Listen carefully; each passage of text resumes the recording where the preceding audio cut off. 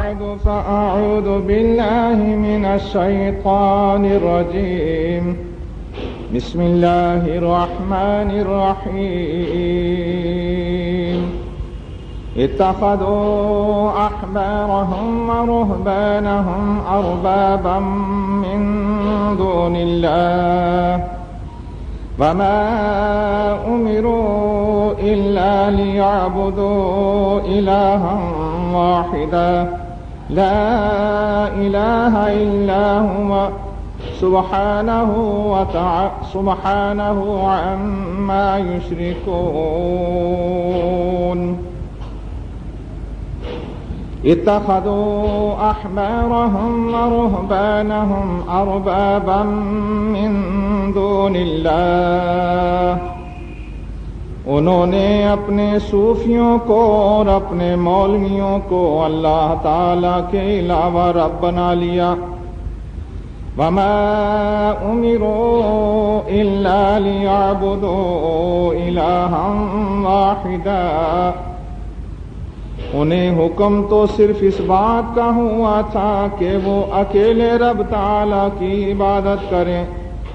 لا الہ الا ہو، اس کے سوا کوئی عبادت کے لائق نہیں. سبحانہ عما یشرکون. وہ ان کے شرک والے ہر کام ہر نظریے سے بلند ہے، پاک ہے.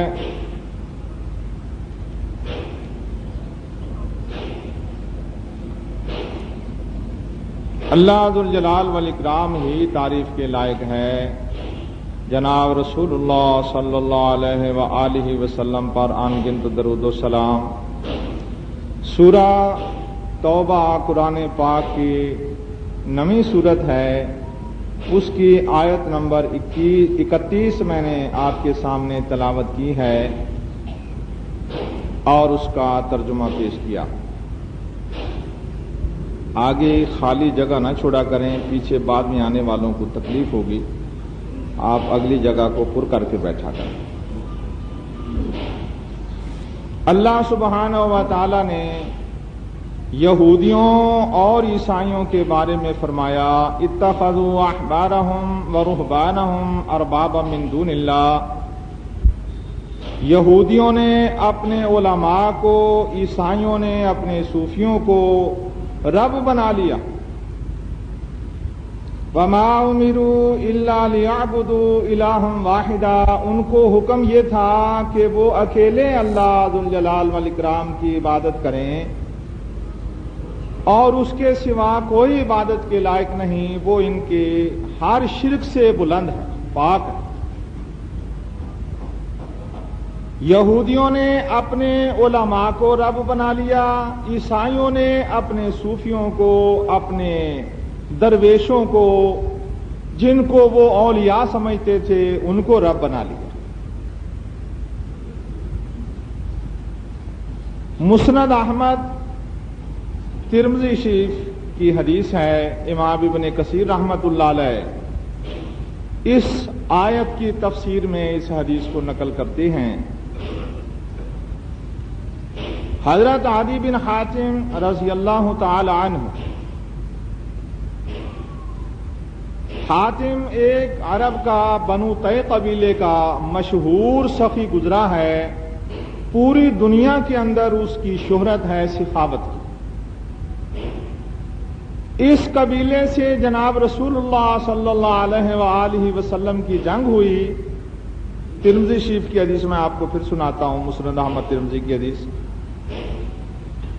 اللہ کے رسول صلی اللہ علیہ وآلہ وسلم نے بنو طے قبیلے کو قیدی بنا لیا. جناب رسول اللہ صلی اللہ علیہ وآلہ وسلم کے صحابہ آپ کے پروردہ تھے اور آپ نے یہ تعلیم دی ان اللہ رفیق یحب الرفق وَيُعْتِي عَلَى الرِّفْقِ مَا لَا يُعْتِي عَلَى الْعُنْفِ وَمَا لَا سِوَاهُ. اللہ تعالیٰ نرمی کرنے والا ہے، نرمی کو پسند کرتا ہے اور نرمی کی خصلت کے اوپر نرمی والے اخلاق کے اوپر وہ کچھ دیتا ہے جو سختی پر اور نرمی کے علاوہ کسی چیز پر نہیں دیتا۔ اللہ کے رسول صلی اللہ علیہ وآلہ وسلم نرمی کی تعلیم دیتے تھے۔ نرمی والی آپ کی اپنی طبیعت تھی، نرمی کو آپ پسند کرتے تھے۔ صحابہ رضوان اللہ علیہ مجمعین آپ کے پروردہ تھے، اور وہی خوب، وہی عادت، وہی اخلاق جو جناب رسول اللہ صلی اللہ علیہ وآلہ وسلم کا تھا، صحابہ میں وہی چیز پیدا تھی، اور اسی چیز کو تابع داری کہتے ہیں۔ اللہ کے رسول صلی اللہ علیہ وآلہ وسلم جنگی قیدیوں کو قید کرواتے ہیں، اور صحابہ رضوان اللہ علیہ مجمعین کو جب پتہ چلتا ہے ان قیدیوں میں حاتم طائی کی بیٹی بھی ہے، تو وہ حاتم طائی کی بیٹی سے کہتے ہیں کہ تم اللہ کے رسول صلی اللہ علیہ وآلہ وسلم سے احسان طلب کرو کہ یا رسول اللہ ہم پر احسان فرمائیے۔ وہ عورت جناب رسول اللہ صلی اللہ علیہ وآلہ وسلم کے پاس آئی، آپ نے احسان فرمایا مختصر لفظوں میں، اور کہنے لگی یا رسول اللہ ہمارا علاقہ دور ہے، سواریاں بھی دیجیے۔ آپ نے سواریاں بھی دی۔ اس عورت کا بھائی علی رضی اللہ تعالیٰ عنہ، جو کہ عرب کے مذہب کے اوپر تھا لیکن عیسائی ہو گیا تھا، عرب کے اندر بہت سارے لوگ یہودی ہو گئے تھے، بہت سارے عیسائی ہو گئے تھے۔ عرب کا مذہب آبائی مذہب دین ابراہیم تھا، اور اس کے اندر ان لوگوں نے بگاڑ پیدا کر دیا تھا، جیسے یہودیوں نے دین موسوی میں، عیسائیوں نے دین عیسوی میں بگاڑ پیدا کر دیا تھا۔ ہر طرف جہالت کی تاریکی تھی۔ اللہ کے رسول صلی اللہ علیہ وآلہ وسلم غاروں کے اندر رہنے کے بعد، غاروں میں عبادت کرنے کے بعد، آپ ایک دم میدان میں آتے ہیں اور اندھیروں میں اجالا کر دیتے ہیں۔ یہ میرے رب کی قدرت، یہ میرے رب کی بے نیازی۔ لوگ کہتے ہیں کہ جی بچوں کو بچوں میں بٹھاؤ، ان کو سارا سلیقہ ہے زندگی گزارنے کا، اور اللہ تعالیٰ فرماتا ہے کہ ان کو دین سکھاؤ، یہ جینے کا سلیقہ۔ دین کے ساتھ انسان کو ہر چیز مل جاتی ہے۔ اللہ کے رسول صلی اللہ علیہ وآلہ وسلم غاروں میں بیٹھ کر عبادت کیا کرتے تھے۔ 25 برس کی عمر میں حضرت خدیجہ الکبریٰ رضی اللہ تعالیٰ عنہا سے شادی ہوئی، اور پھر کاروبار وغیرہ سب کچھ چھوڑ دیا۔ وَكَانَ يَتَحَنَّثُ فِي غار، بخاری شریف کی حدیث میں ہے آپ ایک غار میں بیٹھ کر، غار حرا میں بیٹھ کر عبادت کیا کرتے تھے۔ حضرت خدیجہ رضی اللہ تعالیٰ عنہا وہاں ان کو کھانا پہنچایا کرتی تھی۔ 15 برس آپ غاروں میں بیٹھے رہے، اور اللہ ذوالجلال والاکرام نے جب دین دیا، روشنی دی، تو اس وقت سارے جہان کو منور کر دیا۔ وہ شمع اجالا جس نے کیا 40 برس تک غاروں میں، ایک روز چمکنے والی تھی سب دنیا کے درباروں میں۔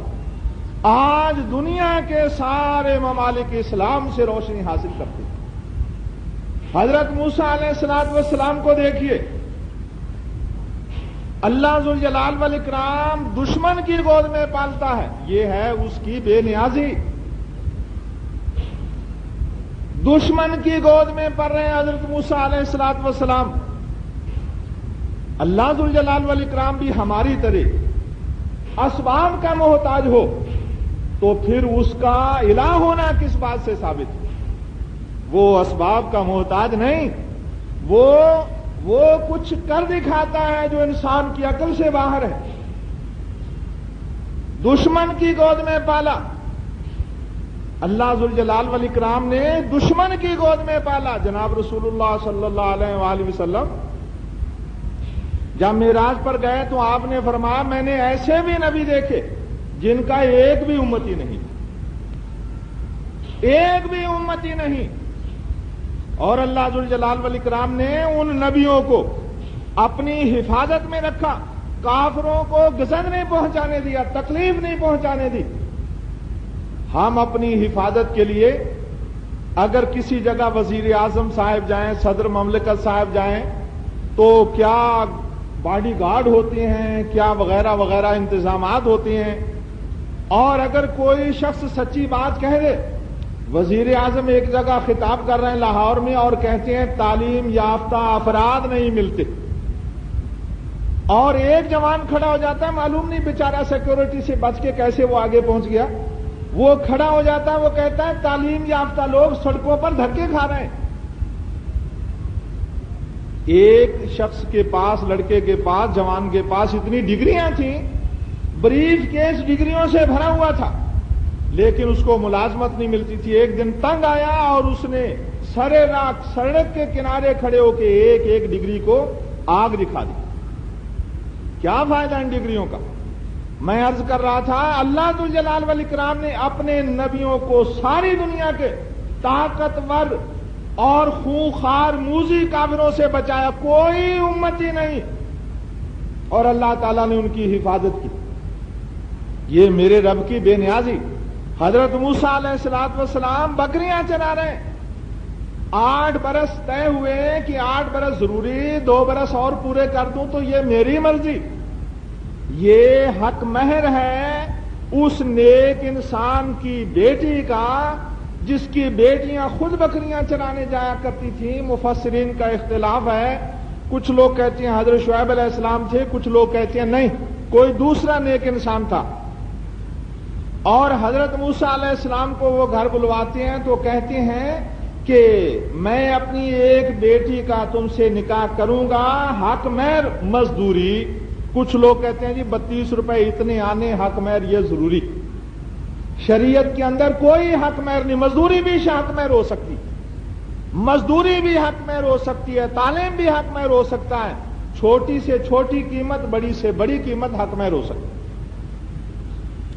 حضرت موسیٰ علیہ السلام بکریاں چراتے ہیں، 10 برس بکریاں چرائیں، پیغمبر جتنے بھی گزرے ایک ہی دین کے ماننے والے۔ اللہ کے رسول صلی اللہ علیہ وسلم بڑے شرمیلے تھے، سارے پیغمبر بڑے شرمیلے تھے۔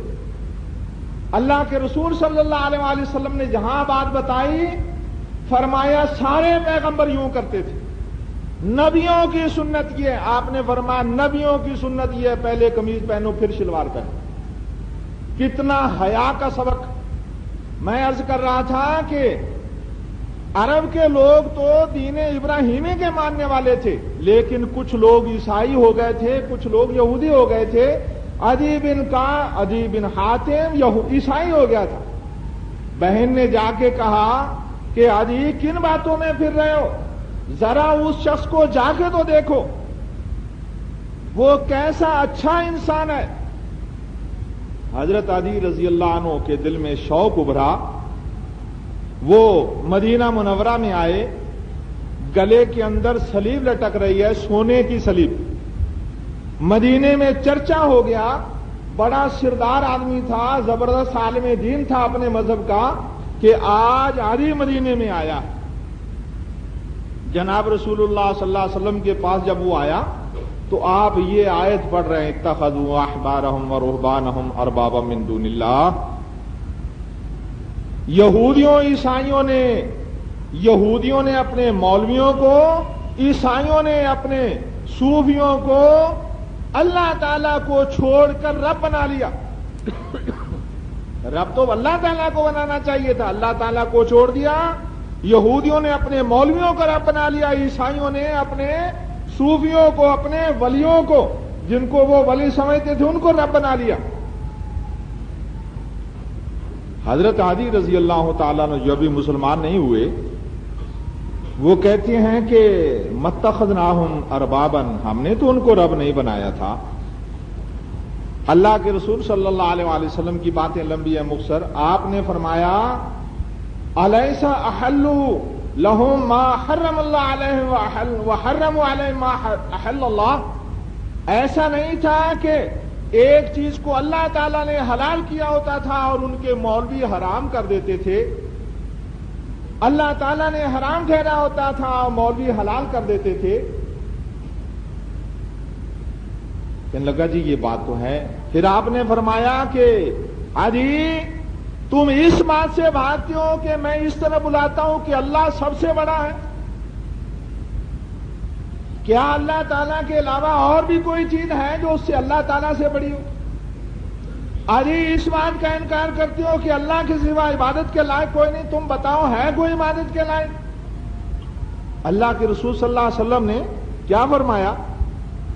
آپ نے فرمایا، قرآن پاک نے کہا انہوں نے اپنے مولویوں کو، اپنے صوفیوں کو رب بنا لیا. انہوں نے کہا کہ یا رسول اللہ، آپ کو مخاطب کر کے کہا، ابھی رسول نہیں مانا.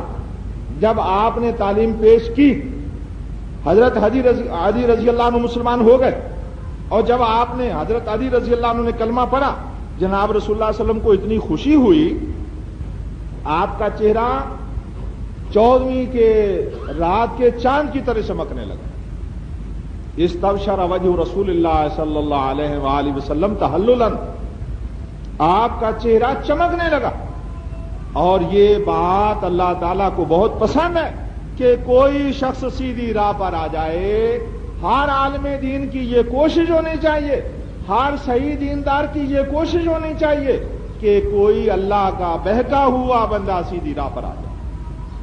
اور سیدھی راہ پر لانے کے لیے اچھے اخلاق کی ضرورت ہے. اگر یہ کہہ دیا جائے مشرک بدعتی، وہ سیدھی راہ بالکل قبول نہیں کرے گا.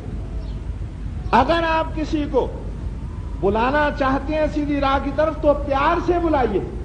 نبیوں کا طریقہ پیار کے ساتھ بلانا. حضرت عمرو بن عاص رضی اللہ تعالیٰ عنہ کے وقت میں لوگ دھڑا دھڑ مسلمان ہونے لگے، اور جو جزیہ لیا جاتا تھا وہ ظاہر بات جب مسلمان ہو جاتے تھے ٹیکس ختم ہو گیا. مسلمانوں پر یہ تو حکومت نے ٹیکس عائد کر دیا نا. اور حکومت نے کس طرح ٹیکس عائد کیا؟ فقہ کی کتابوں میں لکھا، حدیث میں نہیں، فقہ کی کتابوں میں لکھا ہے. جی ضروریات عجیب و غریب حکومتوں کی پیدا ہو گئی ہیں، تو اس لیے ہم کریں کیا؟ فقہاء نے فتوے دیے کہ زکوٰۃ کے علاوہ بھی حکومت لوگوں سے زبردستی لے سکتی ہے. یہ انکم ٹیکس ہے، یہ پراپرٹی ٹیکس ہے، یہ فلان ٹیکس ہے، یہ فلان ٹیکس ہے.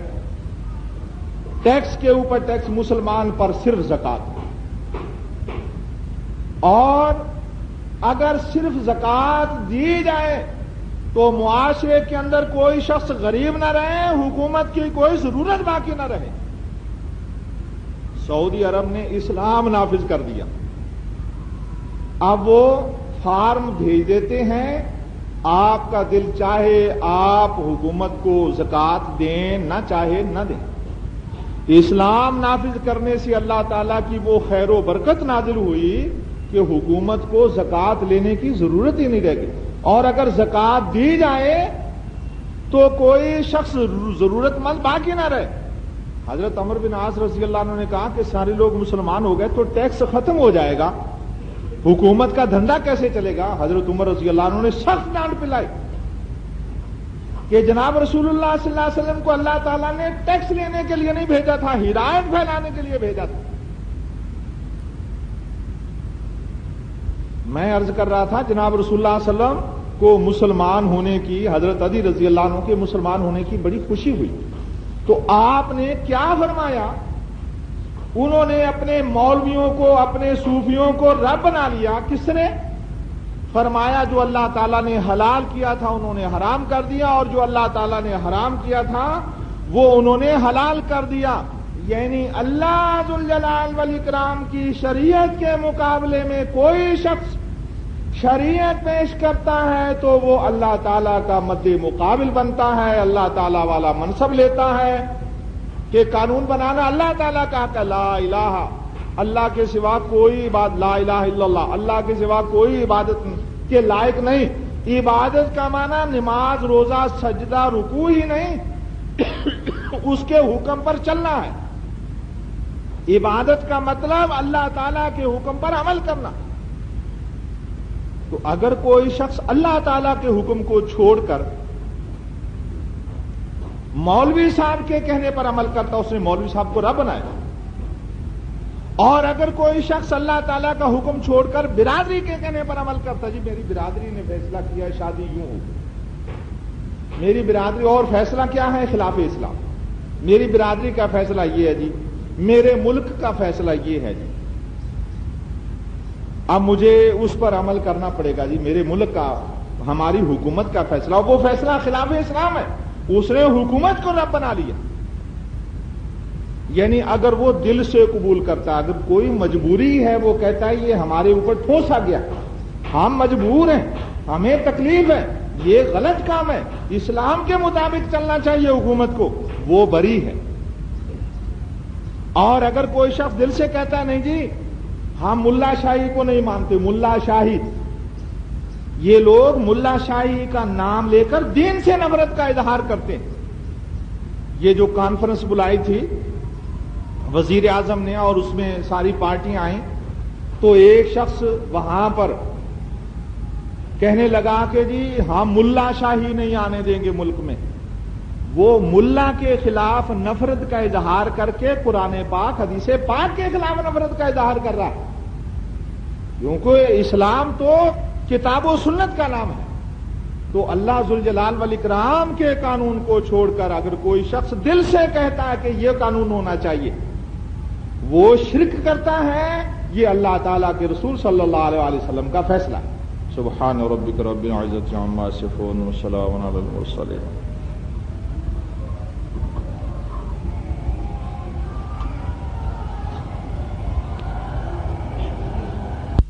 آپ کو جیسے بتایا تھا کہ بیٹے کو دکان پر بٹھا دیا، نماز نہیں پڑھتا، مول صاحب کیا کریں، جوان بیٹا منہ لگے گا، وہ سب ہاتھ اٹھا لیا. اللہ من الشیطان الرجیم، بسم اللہ الرحمن الرحیم. اتخذوا احبارهم ورهبانهم اربابا من دون اللہ. انہوں نے اللہ تعالی کو چھوڑ کر اپنے مولویوں کو، اپنے صوفیوں کو رب بنا لیا.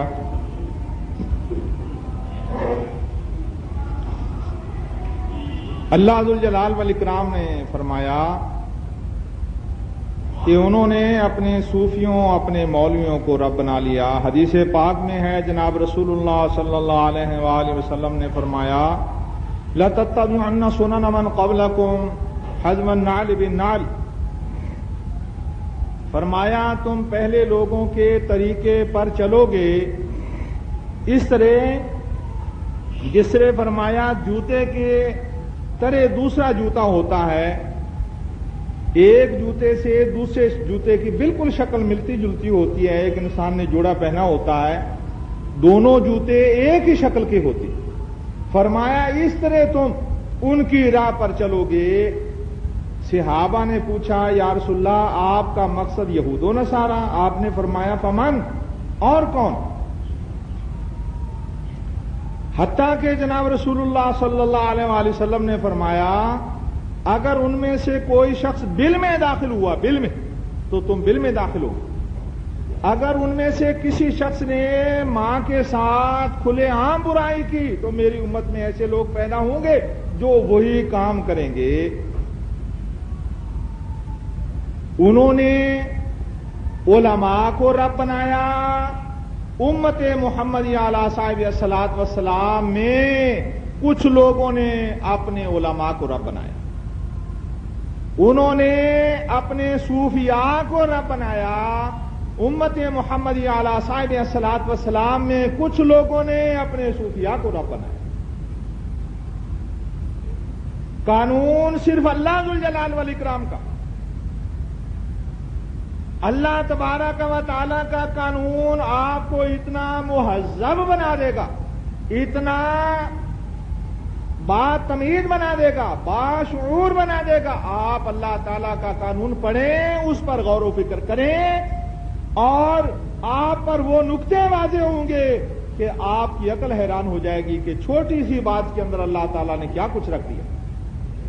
میں ابھی آپ کو بتا رہا تھا کہ جناب رسول اللہ صلی اللہ علیہ وسلم پہاڑوں کے غاروں میں جمان ہوتے ہیں، اور جب اللہ تعالیٰ کا حکم آپ پر آ جاتا ہے تو آپ لوگوں کی رہنمائی کرتے ہیں، اور آپ کے قانون سے آج تک دنیا رہنمائی حاصل کر رہی ہے اور قیامت تک رہنمائی حاصل کرے گی، اپنے بھی پرائے بھی۔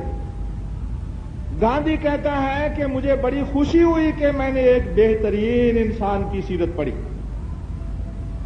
دوسرے بہت سارے کفار انہوں نے جناب رسول اللہ صلی اللہ علیہ وسلم کی سیرت پر کتابیں لکھی اور آپ کی ہدایت کو قبول کیا، یعنی تسلیم کیا کہ یہ بہترین ہدایت ہے، گو وہ مسلمان نہیں ہوئے اور ہمیں وہ کتابیں پڑھنے کی ضرورت نہیں۔ کچھ لوگ یہ نظریہ لے کر کے میری کتاب مسلمان زیادہ سے زیادہ خریدیں گے، تو عیسائی لوگ کتابیں لکھتے ہیں۔ ابھی تھوڑے دن ہوئے ہندو ایک بہت بڑا مورخ، زبردست تاریخ دان، وہ مسلمان ہو گئے، تاریخ پڑھ پڑھ کر، قرآن و سنت بھی اس نے پڑھے ہوں گے، تاریخ پڑھ پڑھ کر وہ مسلمان ہو گیا۔ کہتا ہمارے مذہب کے اندر گورکھ دھندے کے سوا کچھ نہیں، پیچیدگی بات سمجھ نہیں آتی۔ قرآن حدیث ایسی چیز، حضرت رسول اللہ صلی اللہ علیہ وسلم غاروں میں رہتے ہیں اور اتنی حکمت بڑی باتیں جس کا آج تک علماء مطلب بیان کرتے چلے آئے ہیں، اور جب تک اسلام باقی ہے مطلب بیان کرتے چلے جائیں گے، لیکن اس کے مطالب ختم نہیں ہو رہے۔ حضرت موسیٰ علیہ السلام چرواہے ہیں، بکریاں چراتے ہیں، جنگلوں کے اندر 10 برس گھومے پھرے، اور اللہ تعالیٰ نے جب پیغمبری دی تو فرعون بادشاہ وقت کے ساتھ بات چیت کرتے ہیں اور فرعون کو بے دلیل کر دیتے ہیں، اس کے پاس کوئی دلیل نہیں رہ جاتی، لاجواب کر دیتے ہیں۔ یہ اللہ تعالیٰ کے دین کی برکتیں، اس دین سے ساری چیز حاصل ہوتی ہے۔ اگر اس دین کو چھوڑ کر کوئی شخص کسی جگہ سے ہدایت تلاش کرتا، وہ گمراہی میں جائے گا۔ ان لوگوں نے مولویوں کو رب بنا لیا، ہمارے ہاں مقلدین نے مولویوں کو رب بنا لیا۔ 2 قسم کے لوگ ہیں، ایک متبع سنت اور ایک مقلد۔ تقلید کا معنی یہ ہے کہ امام التحریر ہے کتاب ابن الحمام کی، رسائل زین العابدین کی، میزان الکبریٰ شیرانی کی، اور بہت ساری کتابیں۔ تقلید کا مطلب یہ بتایا ہے کہ وہ بات نہ قرآن پاک میں ہے جو امام کہہ رہا ہے، نہ حدیث پاک میں ہے، نہ وہ قیاس ہے، نہ وہ اجماع ہے، کیونکہ یہ 4 دلائل، 4 چیزیں یعنی شریعت کے ستون ہیں۔ ایک چیز نہ قرآن پاک، حدیث پاک اس میں نہیں، تو اجماع ہو، یعنی صحابہ نے ایک بات پر اجماع کر لیا۔ جناب رسول اللہ صلی اللہ علیہ وسلم سے 4 تکبیروں سے زیادہ بھی جنازے کی تکبیریں ثابت ہیں، لیکن صحابہ نے 4 تکبیروں پر اجماع کر لیا کہ جنازے میں 4 تکبیریں ہی ہوں گی۔ اسی طرح اور بہت ساری باتیں۔ ایک قیاس ہے کہ یہ بات قرآن پاک میں تو نہیں، لیکن قرآن پاک میں یہ جو حکم دیا گیا ہے وہ اس پر لاگو ہوتا ہے۔ یہ آیت نازل تو ایسے موقع پر ہوئی تھی، لیکن یہ موقع بھی اس سے ملتا جلتا ہے، یہ قیاس ہے۔ 4 میں نہیں، نہ قرآن پاک میں ایک بات، نہ حدیث پاک میں ایک بات، نہ اجماع میں وہ بات ہے، نہ قیاس میں ہے۔ مثال کے طور پہ امام کہہ دیتا ہے کہ تم جب نماز پڑھو تو ٹانگیں اوپر کر لیا کرو، سر نیچے کر لیا کرو، 15-20 منٹ بیٹھے کھڑے رہے اس طرح اسی حالت میں، اور اس کے بعد تم ہٹ جاؤ، یہ نماز تمہاری ہو گئی۔ یہ مقلد پر لازم ہے کہ وہ نماز اسی طرح پڑھے، کیونکہ تقلید کا مطلب یہ ہے۔ تو ہمارے ہاں کچھ لوگ مقلد ہیں، یعنی اگر کسی نے یہ پوچھ لیا اپنے امام سے کہ یہ جی کہاں ہے، یہ بات آپ نے کہاں سے، وہ مقلد نہیں رہ گیا۔ مقلد کا مطلب ہے کہ جب امام ایک بات کہہ دے، فقہ میں ایک بات لکھی ہے، وہ بات قرآن پاک کے خلاف ہے، وہ بات حدیث پاک کے خلاف ہے، لیکن اس پر لازم ہے کہ وہ امام کی بات مانے۔ اور اسی طرح صوفیاء نے کہا، یعنی ان لوگوں نے جو صوفیاء کو اپنا رب بناتے ہیں، جس طرح میں پچھلے خطبے میں بتا رہا تھا کہ حافظ کہتا ہے کہ اگر تمہارا مرشد تمہیں کہے کہ اپنا مصلی شراب میں بھگو لو اور اس پر نماز پڑھا کرو، تو بھگو لو شراب میں۔ یہ صوفیوں کو علماء کو رب بنانا یہ شرک ہے. اللہ ذوالجلال والاکرام کے قانون کو چھوڑ کر کسی اور کے قانون پر چلنا شرک ہے. ہمارے ہاں مطالبہ ہوتا ہے کہ فقہ حنفی کو نافذ کیا جائے. خود تسلیم کرتے ہیں, جیسے میں نے آپ کو پچھلے خطبے میں بتایا تھا. مولانا انور شاہ کشمیری رحمت اللہ علیہ کہنے لگے کہ حنفی کہے گا, یہ حنفی عالم مانتا ہے, وہ زبردست مقلد ہے, عالم ہے, وہ مانتا ہے میرا مذہب صحیح ہے لیکن شافعی مذہب کے صحیح ہونے کا احتمال ہے, شافعی مذہب غلط ہے لیکن اس کے صحیح ہونے کا احتمال ہے. حنفی اپنے مذہب کو کہتا ہے میرا مذہب صحیح ہے مگر امکان ہے کہ غلط ہو. شافعی کہتا ہے میرا مذہب صحیح ہے لیکن امکان ہے کہ میرا مذہب غلط ہو. لیکن قرآن پاک, حدیث پاک خطا سے پاک ہے, مگر وہ پھر قرآن پاک, حدیث پاک کو چھوڑ کر الہدایہ کل قرآن, ہدایہ قرآن پاک جیسی کتاب ہے. اللہ وحدہ لا شریک جانتا ہے میں ہدایت کی نیت سے انگلی اٹھانا میرا بالکل شعار نہیں. میرے اپنے بھائی مجھ پر ناراض ہوئے کہ آپ وہ باتیں کہا کریں جو حنفیوں پر لگیں, بریلویوں پر لگیں, شیعوں پر لگیں, حکومت پر لگیں, ہم پر نہ لگیں. میرے بھائی مجھ پر ناراض ہوئے. میں نے کہا اللہ کے رسول صلی اللہ علیہ وسلم نے فرمایا میری بیٹی چوری کر لے میں اس کا ہاتھ کاٹ دوں. اگر اللہ کا حکم اللہ کے رسول صلی اللہ علیہ وسلم کی بیٹی سے نہیں ٹلتا تو اہل حدیث سے کیسے ٹلے گا؟ میری کوئی بات, مجھے اللہ تعالیٰ اپنی بات کہنے کی توفیق نہ دے. بات اللہ تعالیٰ کی, اللہ کے رسول صلی اللہ علیہ وسلم کی, وہ جس پر آتی ہے سچی وہ جھوٹا, اللہ تعالیٰ کی بات, اللہ کے رسول صلی اللہ علیہ وسلم کی بات سچی. یہ مطالبہ کتنا غلط مطالبہ ہے. یہ تسلیم کر کے کہ ہماری فقہ غلط ہو سکتی ہے, یہ تسلیم کرنے کے بعد یہ کہنا کہ اس کو ملک میں نافذ کیا ہے جائے بطور قانون, یہ کتنی غلط بات ہے. یہ تسلیم کرتے ہیں ہماری فقہ غلط ہے, پھر کہتے ہیں کہ اس کو ملک میں قانون کے طور پر نافذ کیا جائے. اس سے بڑا شرک کیا ہو سکتا؟ اللہ ذوالجلال والاکرام نے یہ آیت نازل فرمائی, جناب رسول اللہ صلی اللہ علیہ وسلم نے اس کا مطلب بتایا. ایک چیز اللہ تعالیٰ حلال ٹھہراتا اس کو حرام کرنا, ایک چیز اللہ تعالیٰ حرام ٹھہراتا اس کو حلال کرنا, یہ شرک ہے. یہ مولوی کو رب بنانا ہے, یہ صوفی کو رب بنانا ہے. اللہ کے رسول صلی اللہ علیہ وآلہ وسلم خود اللہ تعالیٰ کی شریعت کے پابند تھے. آپ خود اللہ تعالیٰ کی شریعت کے پابند تھے اور کسی گھڑی اللہ تعالیٰ کی نافرمانی سوچ نہیں سکتے تھے. اس کے باوجود اللہ تعالیٰ نے فرمایا لئن اشرکت لیحبطن عملک, میرے رسول اگر تم نے بھی شرک کیا تو تمہارے بھی سارے عمل رائگاں چلے جائیں. جناب رسول اللہ صلی اللہ علیہ وسلم کے بڑے چہیتے حضرت اسامہ بن زید رضی اللہ عنہ, وہ ایک سفارش لے کر آئے کہ اس لڑکی کا نام بھی فاطمہ, اس کا ہاتھ کاٹا جانے کا آپ نے فیصلہ سنا دیا. جناب رسول اللہ صلی اللہ علیہ وسلم کے پاس حضرت اسامہ رضی اللہ عنہ, بخاری مسلم کی حدیث ہے, اور جھجکتے جھجکتے بات ذا کرنے کا حوصلہ کیا. آپ صلی اللہ علیہ وسلم سخت ناراض ہوئے.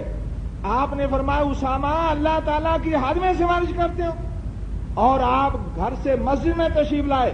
آپ کے حجرے مسجد کی بائیں طرف تھے, آپ حجروں میں رہتے تھے اور نماز پڑھائی, حجرے میں چلے گئے اور حجرے سے نکلے, نماز پڑھائی. آپ فوراً چادر گھسیٹتے ہوئے باہر نکلے, ممبر پر تشریف لائے. آپ نے فرمایا یہی بات ہے, صحابہ بیٹھے ہیں کہ اس کا ہاتھ نہ کاٹا جائے. آپ صلی اللہ علیہ وسلم نے فرمایا پہلے لوگ اسی لیے تباہ برباد ہو گئے, کسی کے لیے قانون ہے اور کسی کے لیے نہیں. فرمایا محمد کی بیٹی, مجھے اس ہستی کی قسم والذی نفسی بیدی لو ان فاطمہ بنت محمد سرقت لقطعت یدہا, اگر محمد صلی اللہ علیہ وآلہ وسلم کی بیٹی چوری کر لے میں اس کا بھی ہاتھ کاٹ دوں. درمیان میں ایک بات سنتے جائیے. اللہ کے رسول صلی اللہ علیہ وسلم نے فرمایا اگر محمد کی بیٹی چوری کر لے, اور اللہ تعالیٰ نے قرآن پاک میں فرمایا وَالسَّارِقُ وَالسَّارِقَةُ فَاقْطَعُوا أَيْدِيَهُمَا, چور مرد چور عورت کا ہاتھ کاٹ دو. چور کسی کو کہنا برا لفظ ہے نا. کسی کو کہا جائے تم چور ہو تو وہ کہتا جی مجھے گالیاں دو. بعض اوقات میں نفرت کا اظہار کرنے کے لیے کنجر کہتا ہوں تو کچھ لوگ یہ سمجھتے سوچتے ہیں، یعنی ایک میں نے بات میرے ذہن میں آئی کہ شاید وہ سمجھیں کہ ممبر کے خلاف ہے، مولوی صاحب کی زبان کے خلاف ہے یہ لفظ ممبر پر کہنا. یہ بات نہیں. اللہ تعالیٰ نے قرآن پاک میں فرمایا چور مرد کا چور عورت کا ہاتھ کاٹ دو. حدیث پاک میں جناب رسول اللہ صلی اللہ علیہ وسلم نے فرمایا جو عورت خوشبو لگا کے باہر جاتی ہے وہ بدکار ہے. کسی کو بدکار کہنا یہ کتنی بری بات ہے، لیکن اللہ کے رسول صلی اللہ علیہ وسلم نے فرمایا جو عورت خوشبو لگا کے باہر جائے وہ بدکار ہے. اسی طرح قرآن پاک میں اللہ ذوالجلال والاکرام نے برے لوگوں کی برائی بیان فرمائی، ان کو برے لفظوں سے یاد کیا.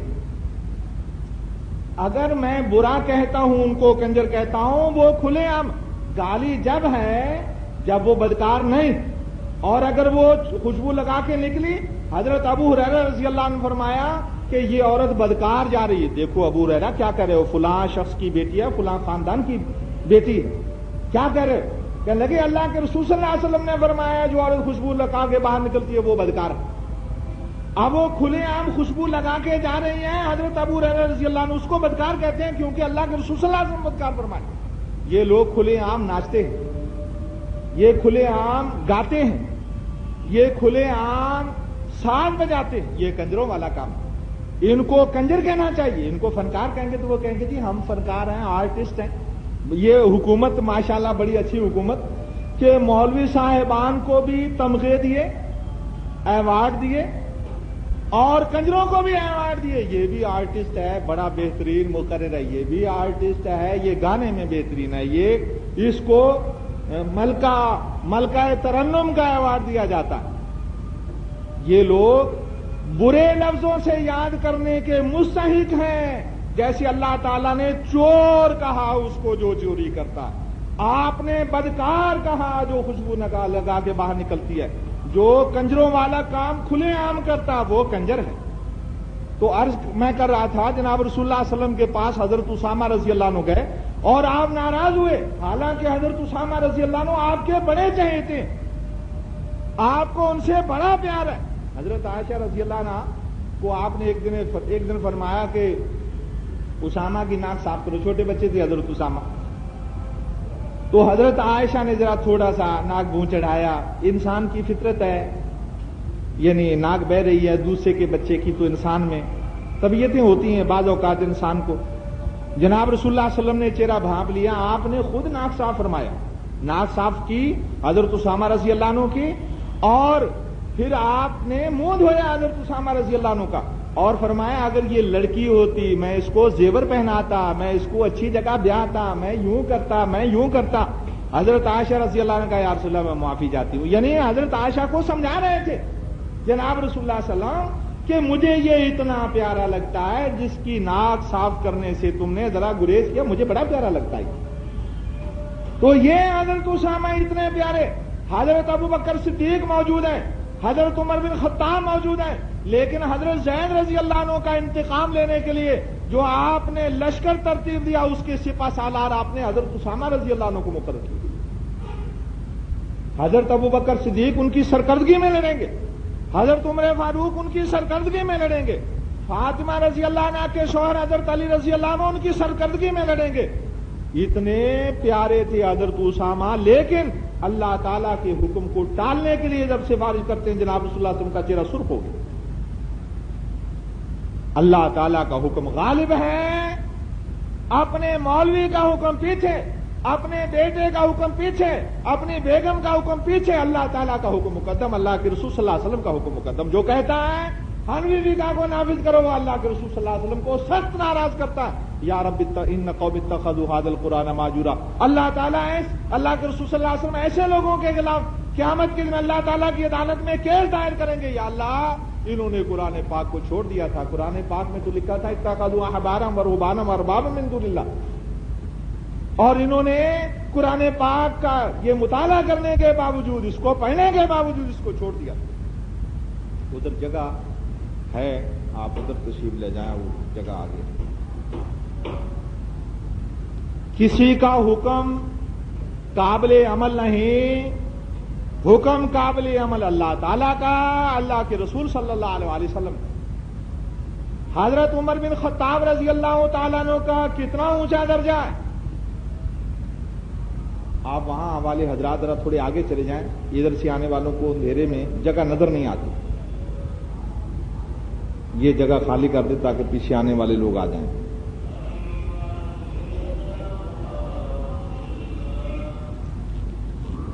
हजरत उमर बिन खत्ताब रजी अल्लाह तआला अन्हु का कितना ऊंचा दर्जा है। आपने फरमाया फी कुल्ली उम्मती मुहदत व मुहदत उम्मती उमर व इन काना फी उम्मती मुहदत व उमर बिन खत्ताब। फरमाया हर उम्मत के अंदर एक ऐसा शख्स होता है जिसको अल्लाह ताला इल्हाम करता है। अगर मेरी उम्मत में कोई शख्स है तो वो उमर बिन खत्ताब है। बहुत सारी जगह पर हजरत उमर बिन खत्ताब रजी अल्लाह तआला अन्हु की बात और अल्लाह ताला की बात एक जैसी हुई। कुरान पाक नाजिल हुआ, हजरत उमर ने कहा या रसूलल्लाह, अगर हम हज करके तवाफ करके 2 रकअत नमाज मकाम इब्राहिम पे पढ़ लिया करें तो क्या ख्याल है आपका। आयत अल्लाह ताला ने नाज़िल फरमा दी, वत्तखिज़ू मिन मकाम इब्राहिम मुसल्ला। हजरत रसूलुल्लाह सल्लल्लाहु अलैहि वसल्लम ने हजरत उमर बिन खत्ताब रजी अल्लाह अन्हु ने पर्दे का हुक्म दिया। उम्महातुल मोमिनीन को आप हुक्म दें कि ये पर्दा किया करें। अल्लाह ताला ने ये हुक्म नाज़िल फरमा दिया। हजरत उमर बिन खत्ताब रजी अल्लाह अन्हु ने कहा कि बद्र के कैदियों को कत्ल कर दिया जाए। अल्लाह जुल जलाल वल इकराम ने इसकी हिमायत में आयत नाज़िल कर दी। जनाब रसूलुल्लाह सल्लल्लाहु अलैहि वसल्लम हजरत अबू बकर सिद्दीक रजी अल्लाह अन्हु बैठे रो रहे। अल्लाह ताला ने फरमाया लौला किताबुम मिनल्लाह मस्सा लौला किताबुम मिनल्लाह सबक लमस्सकुम बिमा अखज़्तुम अज़ाबुन अलीम। अगर मैंने पहले से फैसला ना किया होता तुम्हारे ऊपर अजाब आ जाता। हजरत उमर बिन खत्ताब रजी अल्लाह अन्हु की ये राय। लेकिन जब जनाब रसूलुल्लाह सल्लल्लाहु अलैहि वसल्लम हुदैबिया के मकाम पर सुलह करते हैं, हजरत उमर बिन खत्ताब रजी अल्लाह अन्हु ने यह सुलह इंतहाई नापसंद की। जनाब रसूलुल्लाह सल्लल्लाहु अलैहि वसल्लम से मक्के के काफिर मुशरिक क्या कहते हैं, इस साल आप उम्रा नहीं करेंगे, अगले साल आएंगे। अच्छा जी। जनाब रसूलुल्लाह सल्लल्लाहु अलैहि वसल्लम ने फरमाया और आप सिर्फ 3 दिन रहेंगे। अच्छा जी। सिर्फ तलवारें लेकर आएंगे, कोई दूसरा असलिया नहीं लेकर आएंगे। अच्छा जी। हमारा कोई आदमी मुसलमान होकर चला गया, आपको वापस करना होगा। अच्छा जी। आपका कोई साथी मुर्तद होकर आ गया, वो हम वापस नहीं करेंगे। अच्छा जी। हजरत उमर बिन खत्ताब रजी अल्लाह अन्हु बड़े सख्त बरफरोख्ता। सारे सहाबा को ये बड़ा बुरा लग रहा है, लेकिन हजरत उमर को इतना बुरा लगा, कहने लगे या रसूलल्लाह अलसना अलल हक व हुम अलल बातिल, क्या हम हक पर नहीं और वो बातिल पर नहीं। आपने फरमाया बेशक। या रसूलल्लाह हमारे शहीद होने वाले जन्नती उनके मरने वाले दोस्त की नहीं। फरमाया बेशक। तो या रसूलल्लाह अला मानो अलल दुनिया, हम ये कमजोरी वाली शर्तें क्यों माने। आपने फरमाया मैं अल्लाह का रसूल। जहां अल्लाह ताला का जनाब रसूलुल्लाह सल्लल्लाहु अलैहि वसल्लम को हुक्म हो जाता था, आप राय नहीं लेते थे, राय वहां खत्म। और जहां हुक्म नहीं होता था आप राय लेते थे। मदीने के ऊपर सारे अरब ने चढ़ाई कर दी। आपने फरमाया अगर तुम कहो तो मैं ये उनसे तय कर लूं कि मदीने की 1/3 आमदनी हम हर साल तुम्हें दे दिया करेंगे और तुम चले जाओ। एक अंसारी कहने लगा या रसूलल्लाह ये अल्लाह ताला का हुक्म है। आपने फरमाया अगर अल्लाह ताला का हुक्म होता मा अस्तामिरकुम फी, मैं तुमसे मशवरा ना करता। ये अल्लाह ताला का हुक्म नहीं है। तो या रसूलल्लाह हमने तो कुफर की हालत में कभी किसी कौम के सामने हथियार नहीं डाले। जैसे मुजाहिदीन ने एक रोशन बाब रकम कर दिया अपने खून से। और मुझे इस बात की खुशी है कि जनाब जिया साहब की राय सही थी दूसरी इंतजामिया से कि हम ये तय ना करें मुजाहिदीन के लिए जो मतलब है समझौता नाकाम हो गया। मुझे बड़ी खुशी है इस बात की।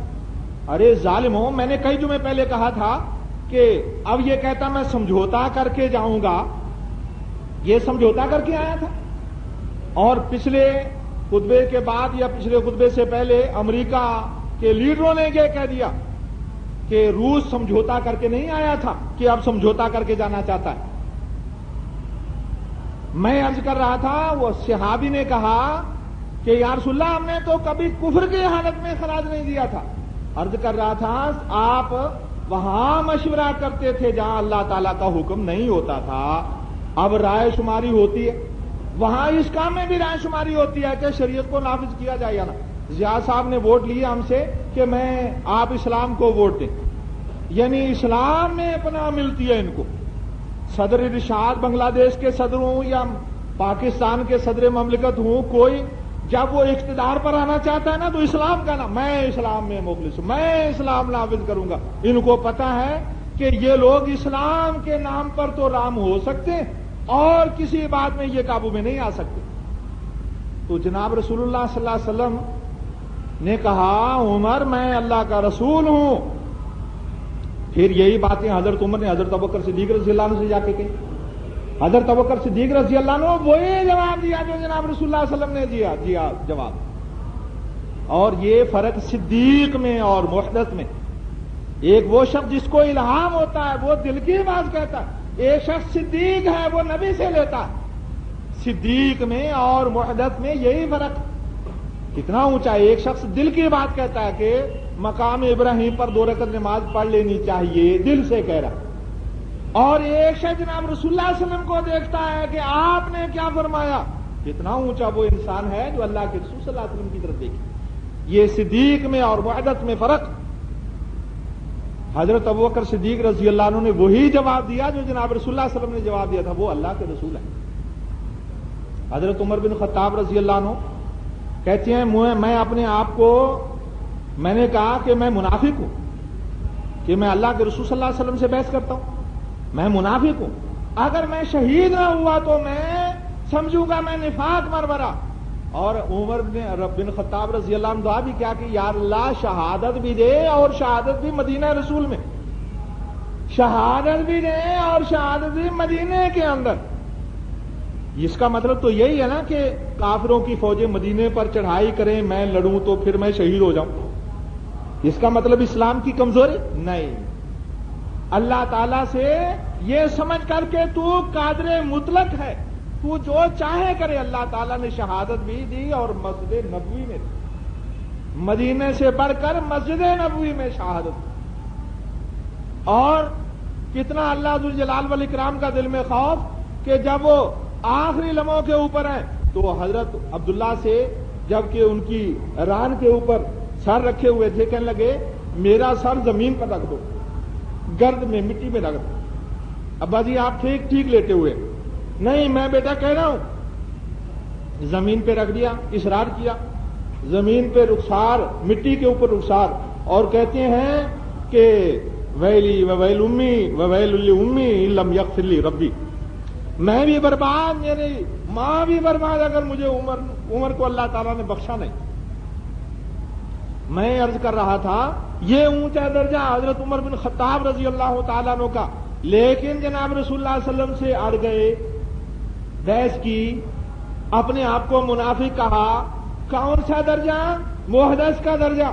اتنا اونچا درجہ کہ اللہ تعالیٰ الہام کرتا ہے لیکن خطا ہو گئی تو مولوی سے نہیں ہوگی خطا، صوفی سے خطا نہیں ہوگی. عمر بن خطاب سے تو خطا ہو گئی لیکن فقہ حنفی میں خطا نہیں ہے، صوفی سے خطا نہیں ہو سکتی. وہ گندا ہے، روڑی پر بیٹھا، کتوں کے ساتھ بیٹھا، بدبو آ رہی ہے اس سے، لیکن نہیں جی نہیں، اس کی خدمت کر.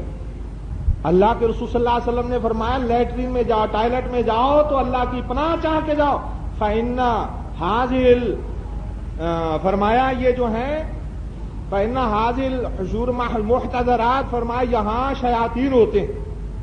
لیٹرین کے اندر کیوں؟ ٹوائلٹ کے اندر گندگی ہوتی، وہاں شیاطین ہوتے ہیں اور وہ کوڑے کے ڈھیر پر بیٹھا ہے جہاں گندگی سارے شہر کی لاگے کچی کی، اور وہ کہہ رہے ہیں کہ یہ اللہ کا ولی ہے. اور جو یہ کہے وہ مانو. اگر یہ کہتا ہے کہ ساز بجاؤ تو بجاؤ، اگر کہتا ہے شراب پیو تو پیو. جی ہم نے تو اپنی آنکھوں کے ساتھ تالے ٹوٹتے دیکھے. تالا بزرگ نے کہا ٹوٹ جائے اور ٹوٹ گیا، یہ کوئی بات ہے؟ یہ کوئی ولی ہونے کی بات ہے؟ یہ تو شیاطین بھی کرتے تھے. جناب رسول اللہ صلی اللہ علیہ وسلم کے پاس صحابہ آئے، یا رسول اللہ ہم نے اسلام قبول کیا، اور رات کو عزا خاں میں آئی اور کہنے لگی اگر تم اسلام سے پھرے نہیں تو تمہاری بکریوں کے تھنوں سے دودھ نہیں خون نکلے گا. اور صبح جب انہوں نے دودھ دوہا تو وہ خون نکلا.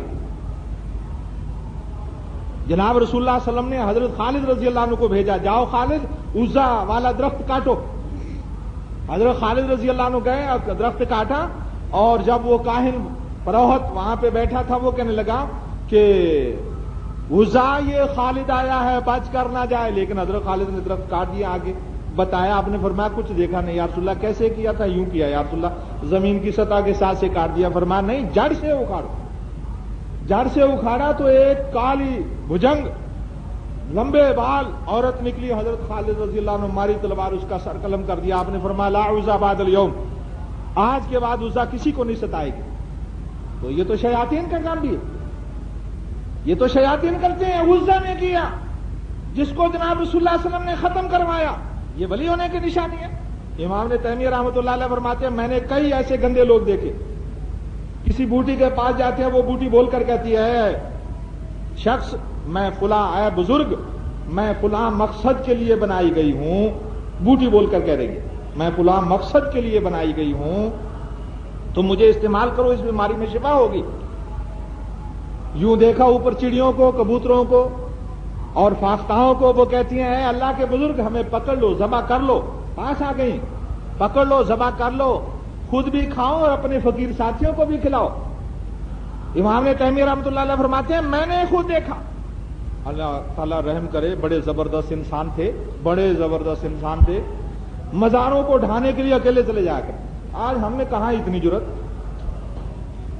مزاروں کو ڈھانے کے لیے اکیلے چلے جایا کرتے تھے. ایسے جو شیطانی ملنگ ہوتے تھے ان سے لڑنے کے لیے خود میدان میں آ جایا کرتے تھے. ایک بڑا زبردست ڈاکو ہے، تلوار سونچ کے اس کے سامنے چلے گئے، یا توبہ کر دو یا آؤ میرے ساتھ جنگ لڑ لو. اور وہ ڈاکو تائب ہو جاتا ہے. تو وہ کہنے لگے جی یہ آپ نے بزدلی دکھائی. ایک مولوی اس کے سامنے آپ ڈر گئے. کہنے لگا نہیں، مجھے بنو عباس کی حکومت کی فوجیں نہیں قابو کر سکیں اور نہیں مجھے وہ جھکا سکیں. بھلا اس شخص کے سامنے میں کیا جھکتا، اس کے اندر جو قوت ہے اس قوت نے مجھے جھکا لیا. ایک دفعہ گندے لوگ اسی طرح کہنے لگے، دیکھتے ہیں صوفی، دیکھتے ہیں چلو تم بھی ابن تیمیہ آگ میں کودو، ہم بھی آگ میں کودتے ہیں. کہنے لگے بالکل ٹھیک، مجھے آپ کی وارننگ، آپ کا چیلنج منظور، یہ چیلنج منظور مجھے. صبح امام تیمیہ رحمۃ اللہ علیہ پہنچے اور وہ لوگ بھی پہنچے. امام تیمیہ رحمۃ اللہ علیہ کو پتا تھا کہ یہ ایک مسالہ مل کے آگ میں جاتے ہیں. مینڈک کی چربی کتابوں میں لکھا ہے، انہوں نے لگائی تھی، اس پر آگ اثر نہیں کرتی. امام تیمیہ رحمۃ اللہ علیہ کہنے لگے وہ تیار ہو گئے، ٹھہرو ٹھہرو، تم بھی صابن سے نہاؤ، میں بھی صابن سے نہاتا ہوں، پھر تم بھی آگ میں چلو، میں بھی چلتا ہوں. اب وہ تو باطل پر تھے، بھلا حق میں تو ضرورت ہوتی ہے، باطل میں کہاں ضرورت. جیسے حکمت یار نے کہا کہ روس براہ راست ہم سے مذاکرات کرے گا، جو امریکہ سے نہیں دبتانا.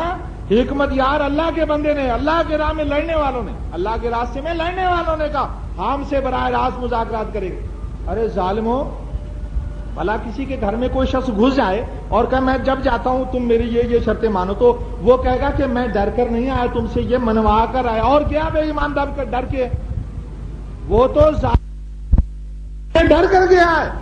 مجاہدین نے سبق سکھا دیا ان کو.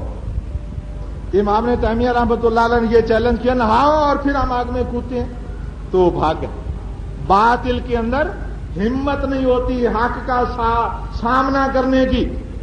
اور جب کوئی برائی معاشرے میں وہ وقوع پذیر ہوتی ہے، رواج پاتی ہے، تو نیکی کے بھیس میں جی اس میں بھلائی ہے، اس میں کوئی خرابی نہیں، اس میں یہ بھلائیاں. برائی میں اتنی جرت نہیں کہ اپنے اصل بھیس میں لوگوں میں آ سکے، یہ برائی میں جرت نہیں ہے. جیسے یہ حکومت پر آنا چاہتے ہیں تو اسلام کا نام لیتے. میں عرض کر رہا تھا امام تیمیہ رحمۃ اللہ علیہ کہتے ہیں میں نے دیکھے ایسے لوگ جو کہہ رہے تھے کہ بوٹی بول کے بتا رہی ہے کہ میں فلاں کام کے لیے بنائی گئی ہوں، تم استعمال کرو. تو یہ تو کوئی ولی ہونے کی نشانی نہیں۔ اگر حضرت عمر بن خطاب رضی اللہ عنہ سے غلطی ہو سکتی ہے، جن کے بارے میں آپ نے فرمایا کہ میری امت میں اگر الہام کیا جانے والا شخص ہے تو وہ عمر ہے، تو کسی مولوی سے کیوں نہیں ہوگی؟ اور آپ صلی اللہ علیہ وسلم نے ایک میں یار فرما دیا، اگر میری بیٹی فاطمہ چوری کر لے تو میں اس کا بھی ہاتھ کاٹ دوں۔ شریعت کے خلاف جو بھی جائے گا، وہ صوفی ہو، وہ مولوی ہو، وہ شیطانی کام کی طرف بلاتا ہے، رحمانی نظام کی طرف وہ نہیں بلاتا۔ میرے دوستو، بھلائی صرف اس بات میں ہے ہم کتاب اللہ سنت رسول اللہ پہ آ جائیں اور اس کے علاوہ ساری چیزوں کو چھوڑ دیں۔ ہدایت صرف اس میں آپ نے فرمایا کہ میں تمہارے پاس دو چیزیں چھوڑ کر جا رہا ہوں، جب تک تم ان کو تھامے رکھو گے تم کبھی گمراہ نہیں ہوگے۔ وہ اللہ کی کتاب، اللہ کے رسول صلی اللہ علیہ وسلم کی سنت ہے۔ اگر ہدایت لینی ہے تو اللہ کے رسول صلی اللہ علیہ وسلم والی ہدایت ہے۔ طریقت، حقیقت، معرفت، یہ سب بنائی ہوئی چیزیں ہیں۔ آپ کے صحابہ اس شریعت پر چلتے تھے، اس شریعت کے خلاف کرتے تھے، آپ پتھر مرواتے تھے، ہاتھ کٹوا دیتے تھے، سزائیں دلواتے تھے، اور ہدایت کی صرف یہ راہ۔ سبحان ربک رب العزت عما یصفون، سلام علی المرسلین۔ اللهم اعز الاسلام والمسلمین واذل الشرک والمشرکین ودمر اعداء الدین۔ اللهم اجعل کلمۃ الاسلام هي العليا واجعل کلمۃ الکفر هي السفلی۔ ربک رب العزت عما یصفون وسلام علی المرسلین والحمد للہ رب العالمین۔